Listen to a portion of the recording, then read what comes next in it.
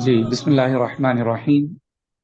آج ہم ہفت اقسام کے بارے میں پڑھیں گے انشاءاللہ۔ ہفت اقسام کا مطلب یہ ہے کہ 7 قسمیں، فعل کی 7 قسمیں۔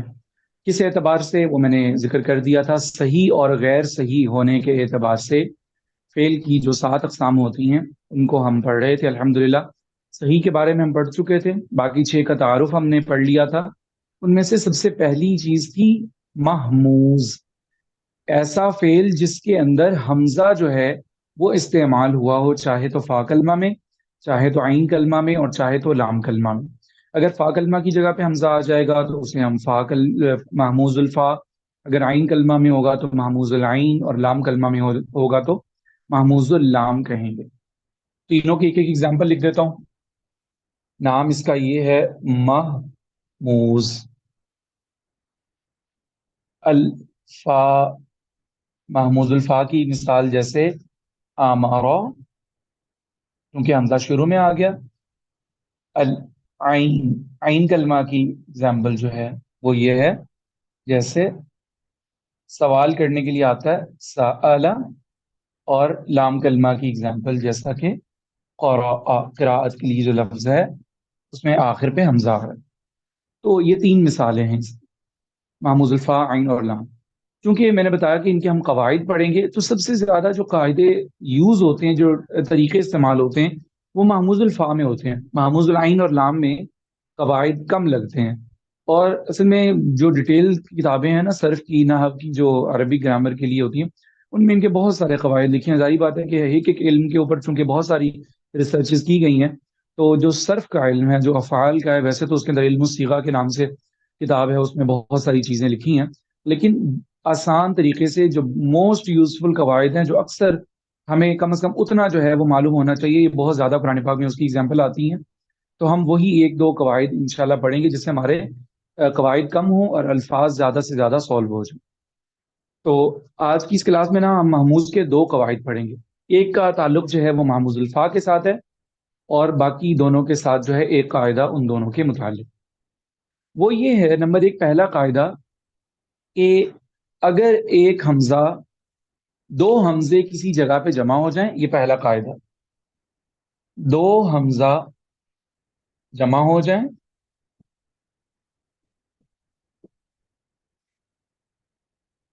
دوسرا ان میں سے ساکن ہو، بس آپ پہلے یہاں تک سمجھیں۔ سچویشن یہ ہے کہ اگر خدا نخواستہ پوری گردانوں میں محموز کے الفاظ میں کوئی ایسی سچویشن آ جاتی ہے کہ 2 حمزہ جمع ہو گئے، پہلی بات۔ دوسری بات یہ ہے کہ وہ جو 2 حمزہ جمع ہوئے ان میں سے دوسرا حمزہ تھا ساکن، تو اس وقت ہمیں کیا کرنا چاہیے؟ یہ پہلا قاعدہ۔ طریقہ یہ ہے کہ 2 حمزہ ہوں، دوسرا ان میں سے ساکن ہو، اور کرنا ہم نے کیا ہے؟ ہم نے یہ کرنا ہے کہ چونکہ دوسرا ساکن ہے تو پہلے کی کوئی نہ کوئی حرکت ہوگی، چاہے زبر ہے، چاہے زیر ہے، یا پیش ہے۔ ہم نے کرنا یہ ہے کہ دوسرے حمزہ کو جو کہ ساکن ہے، پہلے والے متحرک حمزہ کے مطابق جو بھی اس پہ حرکت آ رہی ہے، اس حرکت کے مطابق ہم نے اس حمزہ کو اس لیٹر سے بدل دینا۔ حمزہ کو ہم نے پیچھے والے حرف کی حرکت کے مطابق لیٹر سے بدل دینا۔ یہ بات اگر سمجھ میں آ گئی ہو تو میں اس کی ایگزامپل بھی لکھ دیتا ہوں۔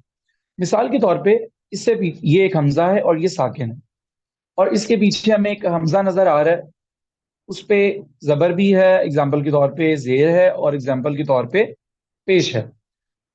اگر تو ہمیں اس طرح 2 حمزہ نظر آ رہے ہیں کہ پیچھے والے حرف پہ زبر ہے، تو ہم اس جو حمزہ ہمیں نظر آ رہا ہے، اس حمزہ کی ہم جزم کو ہٹا دیں گے اور اس کو الف کی ساؤنڈ کے ساتھ پڑھیں گے، اس لیے کہ زبر کی پرفیکٹ اور میچنگ حرکت جو ہے عربی میں، حرف جو ہے وہ الف کہلاتا ہے، یعنی جہاں زبر آئے گی تو اس کے مطابق اور اس سے سب سے زیادہ میچنگ لیٹر جو ہے وہ الف ہے، اور زیر والی حرکت ہے اس کے میچنگ اور پرفیکٹ لیٹر جو ہے وہ عربی میں یا ہوتا ہے۔ اگر تو ہمیں اس کے پیچھے والے حمزہ پہ زیر نظر آئے گی تو ہم اس حمزہ کو یا کی کنڈیشن میں لکھ کے پڑھیں گے۔ اگر ہمیں اس کے اوپر پیش نظر آئے گی تو ہم اسی حمزہ کو، جو ایسے حمزہ لکھا ہوا تھا، اسے واو کی طرح لکھ کے پڑھیں گے۔ اب میں اس کو پڑھ کے بتاتا ہوں۔ یہ 2 حمزہ ہیں، ایک پہ زبر، ایک ساکن۔ ایسی سچویشن میں ہم اس کو پڑھتے ہوئے ایسے نہیں پڑھیں گے بلکہ ہم اسے اس طرح پڑھیں گے کہ اس کے اوپر سے حمزہ ہٹا دیں گے، ساکن ہٹا دیں گے، اور اس زبر کی جگہ پہ کھڑی زبر لگا کے تاکہ اس کو ہم کھینچ لیں، ہم کہیں گے حالانکہ ہونا یہ چاہیے تھا لیکن دوسرے حمزہ کو چونکہ ہم نے کیا کیا، الف سے بدل دیا، تو الف کی ساؤنڈ یہ ہے کہ اسے کھینچ کے پڑھا جائے. تو اب یہ پڑھنے میں کیا ہو جائے گا، کی ساؤنڈ میں پڑھا جائے گا. یہ دراصل کیا کی گئی ہے، تخفیف کی گئی ہے. لفظ تھوڑا بولنے میں مشکل تھا تو اسے ہلکا اور آسان بنایا گیا. اگر ہمیں ایک حمزہ اس طرح نظر آ رہا ہے جو ساکن ہے اور پہلے والے پہ زیر ہے، تو ہم اسے پڑھتے ہوئے اس طرح پڑھیں گے، ایسے ای. اس کی ساؤنڈ ا سے بدل کے ای بن جائے گی، یعنی اسے زیر کی وجہ سے ہم نے حمزہ کو یا بنا. ٹھیک ہے. نمبر 3، یہی دو حمزہ ہیں لیکن پیچھے والے پہلے والے حمزہ پہ پیش آ رہا ہے، تو اسے لکھنے میں اس طرح ہوگا اور پڑھنے میں ہم کیسے پڑھیں گے، او کی ساؤنڈ پڑھیں. تو امید ہے یہ پہلا قاعدہ جو ہے سمجھ میں آ گیا ہوگا. اب میں گردانوں میں پھر اس کا بتاؤں گا کہ گردان میں کس جگہ پہ جا کے یہ ہوتا ہے. ماضی کی گردان میں، ماضی مجہول کی گردان میں، دو گردانوں میں یہ قاعدہ نہیں ہوتا، اس لیے کہ ان میں سمپلی حمزہ شروع میں اگر آ رہا ہے تو ہم اس کی گردان پڑھ کے دیکھ لیتے ہیں کہ کیا ایسی سچویشن ماضی میں آتی ہے یا نہیں آتی. ہمارا لفظ لکھا ہے تو امارا، امارا، امارو، امارت، امارتا، امرنا، امرتا، امرتما، امرتم، امرتی، امرتما، امرتن، امرتو، امرنا. اس میں کچھ نہیں آیا. تو جب ماضی میں ایسا کچھ نہیں آیا تو ماضی مجہول میں بھی نہیں ہے. اب مضارع میں ہم دیکھتے ہیں، مضارع میں یہ امرا کیا بن جائے گا، نصرہ کی چونکہ یہ وزن پہ ہے تو اس کا مضارع بن جائے گا یہ، یا حمزہ ساکن اور بیم پہ پیش، را پہ پیش، ین سورو، یف اولو سے بن جائے گا یا مورو. اب ہم مضارع کی گردان پڑھیں گے، یا مورو، یا مورانی، یا مرونا، تأمرو، تأمرانی، یا مرنا، تأمرو، تأمرانی، تأمرونا، تأمرینا، تأمرانی، تأمرنا. اب یہ قاعدہ اپلائی کرنے کے لیے صیغہ آ گیا واحد متکلم کا.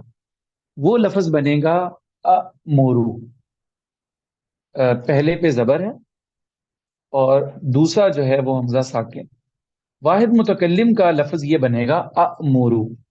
اس جگہ پہ جا کے یہ والا قاعدہ اپلائی ہوگا کہ اسے ہم لکھتے ہوئے اس طرح نہیں لکھیں گے اور پڑھتے ہوئے اس طرح امورو کے انداز میں نہیں پڑھیں گے، بلکہ قرآن پاک میں یہ ہمیں اور عربی کی باقی جگہوں پہ اس طرح لکھا ہوا نظر آئے گا، آمورو. تو اس شکل میں اگر ہمیں کوئی لفظ لکھا ہوا نظر آتا ہے، جیسا کہ میں اس کی ایک اور ایگزامپل لکھتا ہوں یہاں پہ، آکولو، آکولو، یہ ہو گیا. آخذا کی ایگزامپل آتی ہے آخوزو، آخذا سے ایک لفظ بنا آخوزو. تو اس طرح اگر آپ کو کوئی لفظ لکھا ہوا نظر آتا ہے تو پھر آپ یہ نہیں سوچیں کہ یہ پتہ نہیں مضارع کا ہے یا ماضی کا، کیونکہ یہ تو 3 حرف ہیں، حمزہ، الف اور کاف، لام، حمزہ، خا اور زال، حمزہ، میم اور را. تو یہ تو 3 حرف ہیں. مضارع میں تو 4 حرف ہوتے ہیں، ایک مضارع کی علامت بھی ہوتی ہے. تو یہ قاعدے بتانے کا مقصد یہ ہے کہ ان تعلیلات والے جو صیغے ہیں ماموز کے یا غیر صحیح افعال، تو وہاں پہ آپ کنفیوز نہ ہو. آپ کے ذہن میں کچھ نہ کچھ یہ ہونا چاہیے کہ ہو سکتا ہے یہاں پہ کوئی نہ کوئی قاعدہ لگاؤ، اس لیے کہ اس میں حمزہ آ رہا ہے، اور جس لفظ میں حمزہ آتا ہے اس میں 1-2 قواعد بھی اپلائی ہوتے ہیں. تو اس صورت کے اندر اگر آپ کو یہ قاعدہ معلوم ہوگا تو مضارع کے واحد متکلم کے صیغے کی پہچان کرنے میں اور ترجمہ کرنے میں غلطی سے بچ جائیں گے. یہ اب آپ کو سمجھ میں آ گیا. اگر کوئی لفظ آمرو، آخذو یا آمنا میں آپ نے دیکھا ہوگا کہ قرآن پاک میں آتا ہے الذین آمنو، اصل میں یہ پھر کیسے بن جائے گا، یہ امنا سے لفظ بنا ہوگا نا، امنا سے، ایسے امنا. تو اس سے پھر لکھنے میں عربی میں کیسے آتا ہے، آمنا. ٹھیک ہے. اس لیے کہ وہاں 2 حمزہ جمع ہو جاتے ہیں اور ان میں سے دوسرا حمزہ ساکن ہوتا ہے، تو پہلا حمزہ جو ہے وہ متحرک ہے، تو اس کی حرکت کے مطابق ہم دوسرے حمزہ کو اس لیٹر سے بدل دیں گے. یہ قاعدہ سمجھ میں آ گیا؟ جی جی بالکل. جی. یہ پہلا قاعدہ تھا اور یہ قاعدہ واجب ہے. واجب کا مطلب یہ ہے جہاں پہ یہ صورت پیدا ہو جائے گی وہاں پہ اس حمزہ کو حرف سے بدلنا واجب ہوگا، ضروری ہوگا. ایسا نہیں ہے کہ ہمیں اختیار ہے کہ اگر ہم ایسا کرنا چاہتے ہیں ہم ایسا کر لیں، اگر مجھے بولنے میں مشکل پیش نہیں آ رہی تو میں اس کو منو پڑھوں گا. ایسا نہیں ہے. اس کو کنورٹ کرنا حرف کے اندر الف واو یا میں، ایسا کرنا واجب ہے. دوسرا قاعدہ جو اب ہم پڑھیں گے وہ قاعدہ جائز ہے، مطلب اس میں آپ کو اختیار ہوگا کہ آپ بدلنا چاہیں یا نہ بدلنا چاہیں.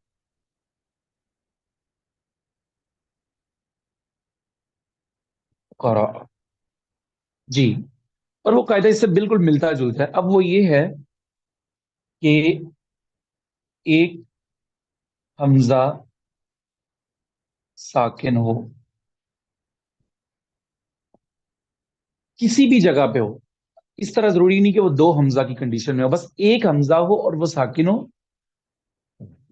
اس سے ما قبل کا مطلب ہوتا ہے جو اس سے پہلے حرف ہے، اس کے پیچھے والا کوئی بھی حرف ہے، ضروری نہیں وہ حمزہ ہو، کوئی بھی حرف ہو، اس سے ما قبل حرف متحرک ہو. متحرک کا مطلب حرکت والا ہو، متحرک جس کی حرکت ہو.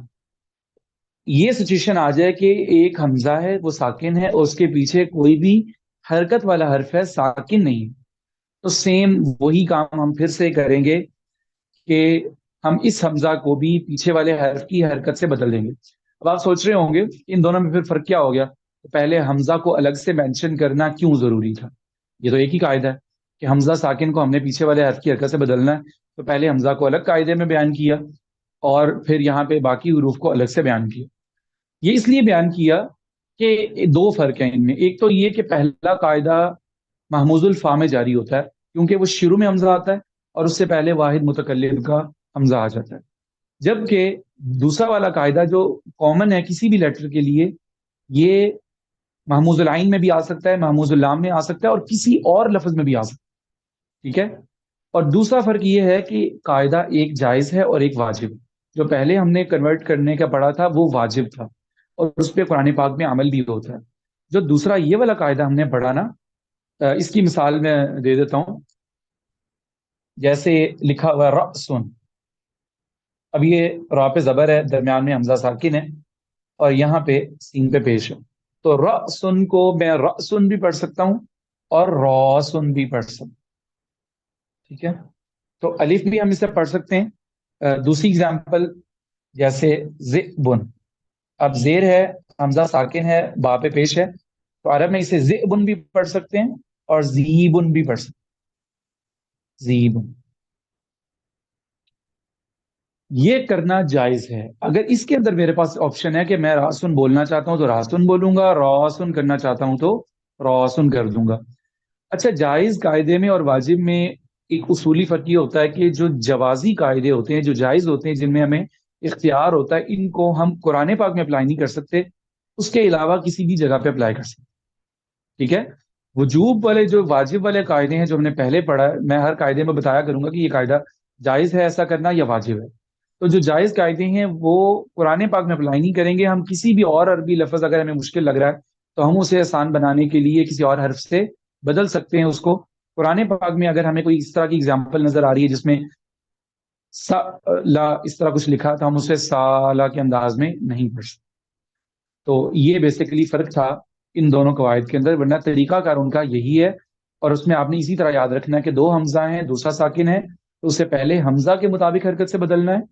اور دوسرے قاعدے میں یہ ہے کہ حمزہ ساکن ہو، اس سے پہلے کوئی بھی حرف ہو تو ہم نے اس کی حرکت کے مطابق اس حمزہ کو کسی الف واو یا کے حرف سے بدل دینا ہے اس حرکت کے مطابق. تو یہ دو محموز الفا اور محموز العین لام تینوں کے متعلق یہ دو قاعدے تھے. اب میں یہ چاہ رہا ہوں کہ ان کے بارے میں بھی ہم ایک گردان پڑھ لیں. جیسے سالہ کی گردان ہے تو آپ میں سے کوئی اس کی مجہول کی گردان پڑھ لے. ماضی مجہول. سوئلہ ہو جائے. جی جی، سئلہ، تو اس سے ماضی کی گردان میں پڑھیے. پڑھی نہیں جاتی، آپ کو پتہ تین لکھ تین. کہتے تو لکھ دیتا ہوں. میں پڑھوں، جی کوشش کروں. جی، آپ دو دو تین تین لفظ بول رہے ہیں یا مل جل کے اس کو پورا کر لیں. پہلے تو ہوگا نا سئلہ، جی سئلہ، جی.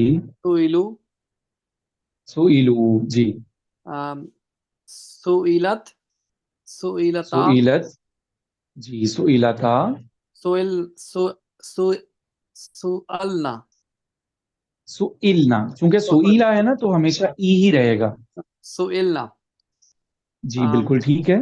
सु सुइलता सुइलतुमा जी सुइल तुमा, सुइलतुम सुइल तुम, सुइलती सुइलतुमा जी सुइलतुन्ना जी जी, सु सुइल, सुइलतु सुइलना जी सुइलना, वेरी गुड। तो ये इसकी माजी की गिरदान है। इसी तरह हम क़राअ में ये मुज़ारे का, चले मैं बता देता हूँ कि मुज़ारे में फिर ये यक़रअू हो जाएगा, उसमें यक़रअू यक़रआनी यक़रऊना, और फिर मुतकल्लिम में जाके आप देखें यहाँ पे अक़रअू नक़रअू, कोई इसमें चेंजिंग नहीं होगी। यानी कि जो महमूजुल लाम है इसमें सबसे लो कायदे, इसमें कहीं कोई शायद लगता हो। महमूजुल आइन में ये दूसरा वाला कायदा अप्लाई हो जाता है, जहाँ सुईला है, चूंकि हमजा सेंटर में आ रहा है, तो जब हम इसको पढ़ते हैं असअलू नसअलू, और मजहूल में जाके युसअलू युसअलानी तुसअलू तुसअलानी तुसअलूना, तो उसअलू नुसअलू, इस तरह की फिर जब इनके आगे कवायद बनेंगे तो किसी में जब हमजा साकिन आ जाएगा तो फिर उसके कवायद भी अप्लाई हो जाएंगे वहां पे। तो ये महमूज के मुतालिक ये दो चीजें थी, तो अल्हम्दुलिल्लाह ये मुकम्मल होगी। उसके बाद इनके दो तीन अल्फाज एग्जाम्पल के मैं भेज दूंगा, आपने उनसे गिरदाने लिख लेनी। महमूज के बारे में सिर्फ यही होमवर्क होगा। अब सात जो इकसाम थी उनमें से सही और महमूज ये दो हो गई, और बाकी पांच रह गई। उनमें से हम पढ़ते हैं मुज़ाअफ। मुज़ाअफ, मुज़ाअफ का मतलब होता है, मैंने बताया था, डबल सॉरी मैं डबल, इंटरप्ट कर दुगना। रहा हूँ, आप मुझे जस्ट क्विकली बता सकते हैं कि वो कि मैंने लेट ज्वाइन किया है कि जस्ट उसका ब्रीफली क्या था, मतलब पहला टॉपिक जो डिस्कस हुआ, जस्ट कुछ दो लाइनों में बता सकते हो अगर आप। जी जी बिल्कुल। ये मैं बता देता हूँ कि हम फेल के बारे में मुख्तलिफ अक़साम पढ़ रहे थे कि फेल जो है वो सही और गैर सही होने के एतबार से उसकी कितनी किस्में थी, उनका तारुफ मैंने पिछली क्लास में करवाया ना।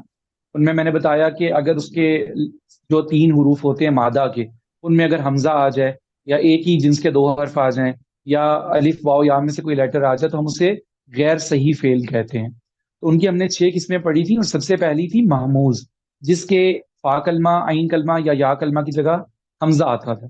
तो हम उसके कवायद पढ़ रहे थे कि अगर उसके तीनों हरूफ असली में से किसी जगह पे अगर हमजा आ जाता है फॉर एग्जाम्पल, तो हम उसे कैसे पढ़ेंगे, कितने तरीके हमें उसमें अप्लाई करने पड़ेंगे। तो हमने पढ़ा कि महमूज के सिर्फ दो कायदे होते हैं।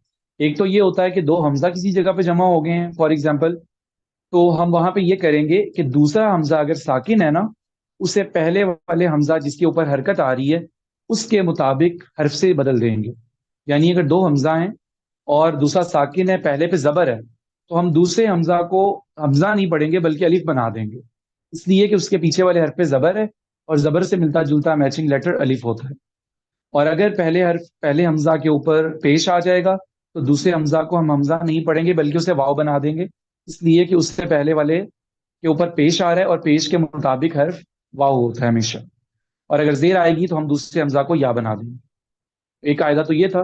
दूसरा ये था कि अगर हमजा के अलावा फॉर एग्जाम्पल कोई और हर्फ आ जाता है और हमजा साकिन रहता है सेकंड जगह पे, तो हम तो भी उसको यही करेंगे कि पिछले हर्फ के मुताबिक जबर जेर को देखकर उसको अलिफ वाव या में बदल के पढ़ेंगे। लेकिन जो पहले दो हमजा वाला कायदा है वो वाजिब है, ऐसा करना जरूरी है। और जो बाद में मैंने बताया कि अगर कॉमन कोई भी हर्फ हो सकता है तो ये कायदा जायज है। ऐसा कुरान पाक में हम नहीं कर सकते, किसी और अरबिक सेंटेंस में कर सकते। ठीक है, जज़ाकल्लाह खैर। जज़ाकल्लाह। मुज़ाअफ, मुज़ाअफ का मतलब ये होता है कि एक ही जिन्स के दो हर्फ जमा हो गए हैं किसी लफ्ज के अंदर। इसकी ना तीन सूरतें हो सकती हैं, जैसा कि ये देखें, फा कलमा, आइन और लाम। कि बाज़ औक़ात तो ये होगा कि जो दो हर्फ एक ही जिन्स के आ रहे हैं ना वो फा और आइन में होंगे, जैसा कि ये देखें, बा, बा और रॉ, ये फेल बन रहा है, बा बा और रॉ। अब देखें कि दो हर्फ जो एक ही जिन्स के आ रहे हैं वो फा और आइन कलमा की जगह पे आ रहे हैं। बाज़ औक़ात ये होगा कि जैसे कि सा, लाम, सा, अरबी में इसे लिखते हैं सुलूसुन, तो सा फा कलमा की जगह पे आ रहा है, दूसरा सा लाम कलमा की जगह पे आ रहा है, और आइन में कोई और हर्फ है। तो मुज़ाअफ की एक सूरत ये भी बन जाती है कि उसके दोनों हर्फ जो हैं ایک जिन्स के वो साइडों पे आ रहे हैं. और तीसरी सूरत इसकी ये बनती है कि जैसे मीम, दाल और दाल, मादादा. अब यहाँ पे क्या हो गया कि वो जो दोनों हर्फ एक जिन्स के शुरू में थे वो दोनों आखिर पे आ गए, आइन और लाम. आपने ये याद रखना है कि ये जो दो सूरतें हैं जिनमें एक ही जिन्स के दोनों हर्फ शुरू में आ रहे हैं या एक शुरू में और एक आखिर में, इनके बारे में कोई कायदा नहीं होता. इनके बारे में हम मुज़ाफ के कवायद नहीं पढ़ेंगे, इनको पढ़ने में कोई मुश्किल नहीं पेश आती. इनको हम उसी तरह पढ़ेंगे जैसे कि सही अफ़ाल को पढ़ा जाता है. हम जो कायदा पढ़ेंगे वो होगा मददा के बारे में, यानी ऐसा लफ्ज जिसके आइन और लाम कलमा की जगह पे ये आ रहे हों मुज़ाफ, एक जैसे जिन्स के दो हर्फ. इसके पढ़ने का तरीका ये होता है कि हम उसमें इदगाम करते हैं. यहां मैं लिख देता हूं इदगाम. इदगाम इसके कायदे का नाम है इदगाम, और इदगाम का माना होता है मिलाना. यानी एक ही जिन्स के जब दो हर्फ किसी फेल के अंदर ऐसे आ जाएंगे तो हम एक हर्फ को दूसरे हर्फ में मिला कर पढ़ेंगे. और मिलाने का तरीका आपने पहले पढ़ा कि उसे मुशद्दद कर देते हैं, कि अगर ये दाल मुशद्दद लिखी हुई है ना यहाँ पे, दाल जबरदा, तो इसका मतलब ये है कि दाल और दाल इन दोनों को प्लस करके हम लिखेंगे तो ये दाल मुशद्दद के इक्वल बन जाता है. लेकिन ये नहीं होता कि कोई उसमें तरीका कार नहीं होता, बस जहां पे हमें दो हर्फ नजर आ जाए हमने उनको मुशद्दद बना देना है.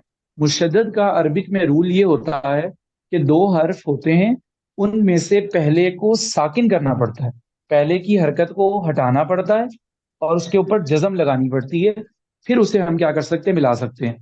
अगर तो बाद वाला हर्फ जबर जेर पेश वाला नहीं है तो भी हम उनको मुशद्दद की सूरत में नहीं लिख सकते, और अगर पहले वाला हर्फ हरकत वाला है तो भी हम उसे मुशद्दद की तरह नहीं लिख सकते. जहां पे भी हम उसे मुशद्दद बनाना चाहते हैं, उसे मुशद्दद के इक्वल करना चाहते हैं, तो उसके लिए जरूरी है कि उन दोनों हरफों में से दूसरे पे हरकत होनी चाहिए और पहले का साकिन होना लाजमी है. तो अमी मदादा के अंदर तो हमें ये सिचुएशन नजर नहीं आ रही. उसे वहां पे तो हमें दोनों हर्फ पे क्या नजर आ रही है, अगर हम उसकी माजी देखते हैं फाला के वजन पे, तो हमें तो दोनों ही क्या नजर आ रहे हैं, मुतहर्रिक नजर आ रहे हैं. तो अब आप ये याद रखें कि कायदा तो इसमें लगेगा इदगाम वाला, यानी मुशद्दद बनाने वाला. लेकिन उसके बनाने की दो सूरतें होगी. नंबर एक, या तो पहला हर्फ साकिन होगा और या साकिन करेंगे.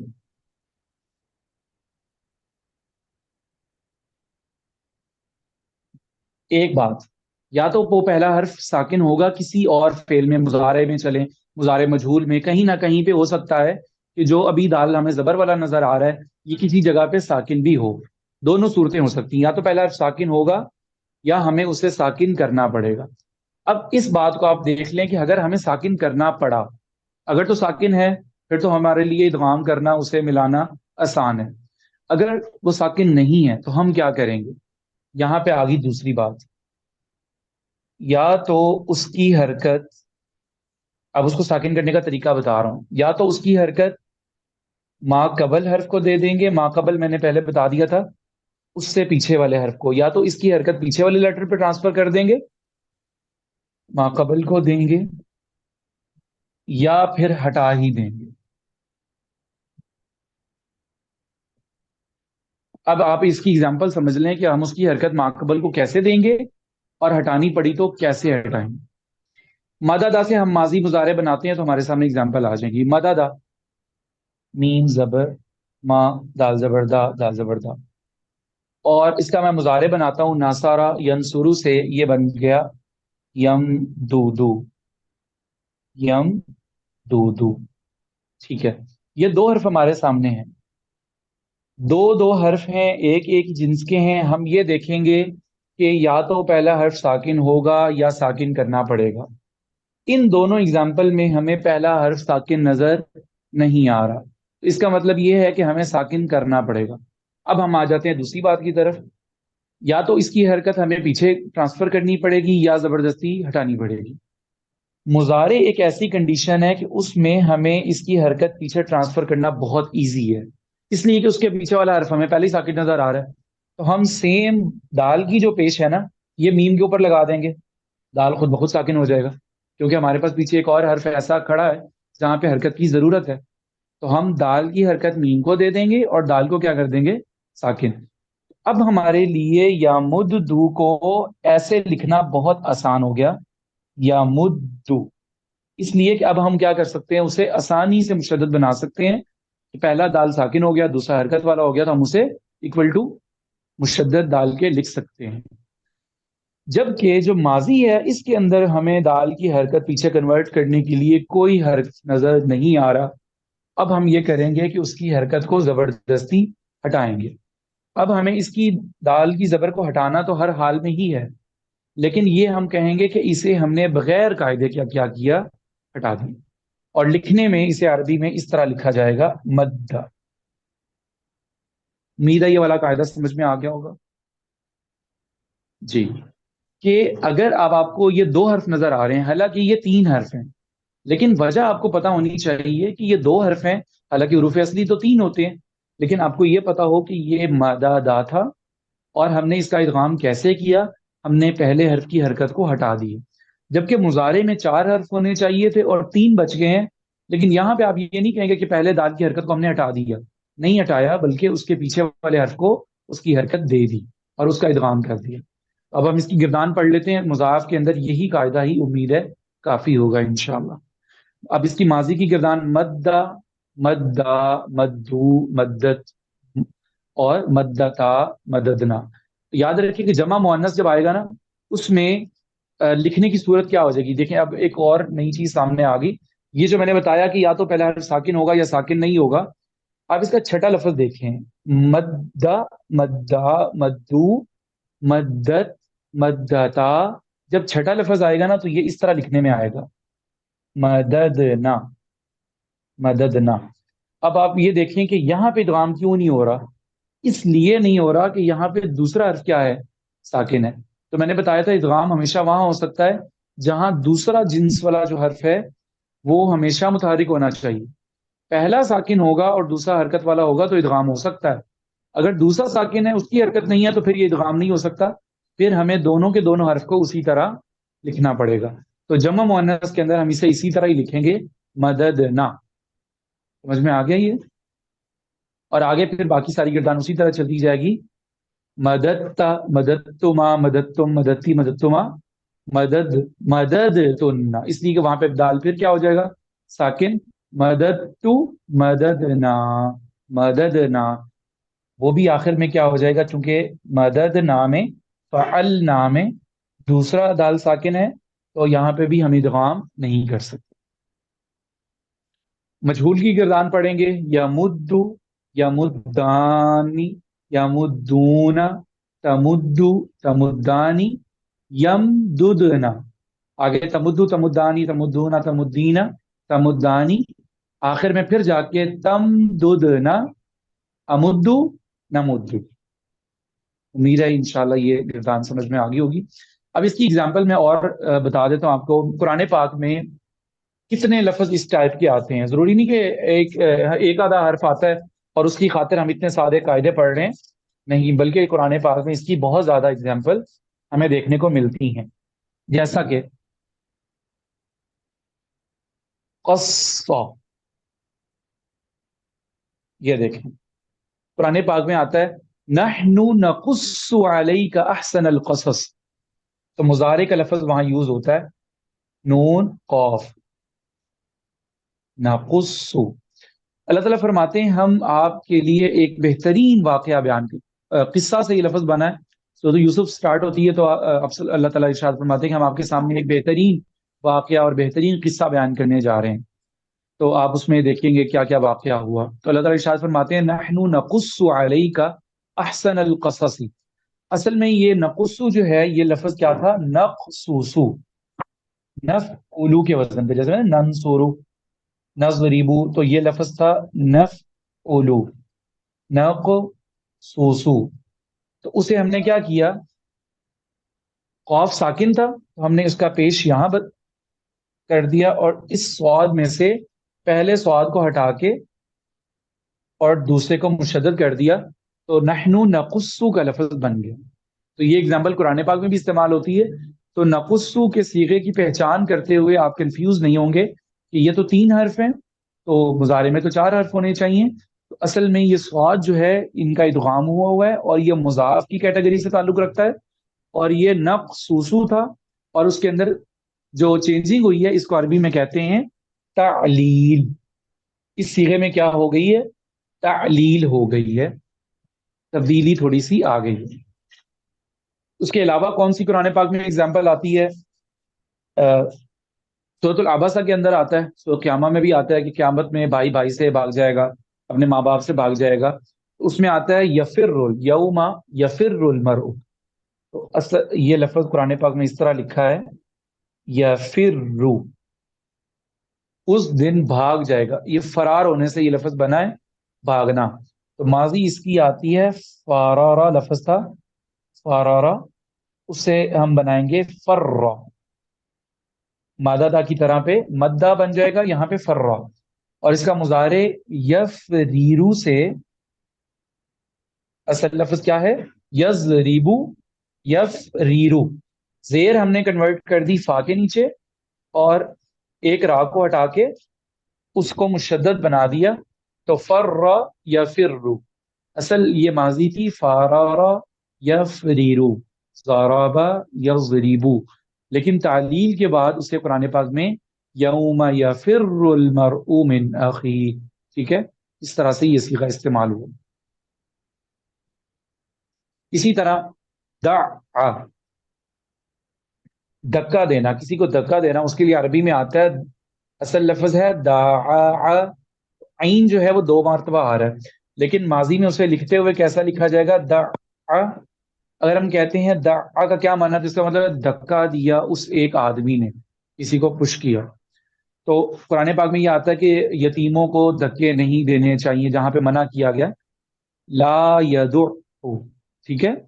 تو اس میں آتا ہے کہ یدع الیتیم ارأیت الذی یکذب بالدین فذلک الذی یدع الیتیم. یدع کا لفظ مضارع ہے، اصل لفظ کیا ہے؟ یدعو یفعلو، لیکن یہ عین یہاں پہ چلا گیا اور آخر میں دونوں کا ادغام ہو گیا. تو قرآن پاک میں ہمیں کیسا لکھا ہوا نظر آتا ہے؟ یدعو. سورۃ اللہب کے اندر بھی آپ دیکھیں کہ یہ لفظ کیسے ہے، تابابا، تابابا، لیکن ہم دیکھتے ہیں کہ تبت میں کیسے آ رہا ہے.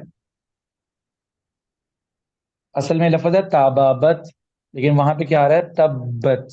یہ ماضی ہے، تبا، تبا، تبو، تبت. اصل لفظ ہے تابابا، اور پھر ان کا کیا ہو گیا؟ آپس میں ادغام کر دیا گیا اور اس کی پہلے حرف کی حرکت کو ہٹا دیا گیا. تو یہ سب اگزامپل قرآن پاک میں اس طرح کی آپ دیکھیں کہ جہاں ایک جنس کے 2 حرف جمع ہو جائیں گے، وہاں پہ یا تو اس کی حرکت کو ہٹا دیا جائے گا، یا اس کی حرکت پیچھے والے حرف کو دے کے خاص طور پہ مضارع کے اندر پھر ان کا ادغام کر کے ان کو پڑھا جائے. تو آج کے لیے یہ 2 تعلیلات کافی ہیں، محموز کی اور مضاعف کی.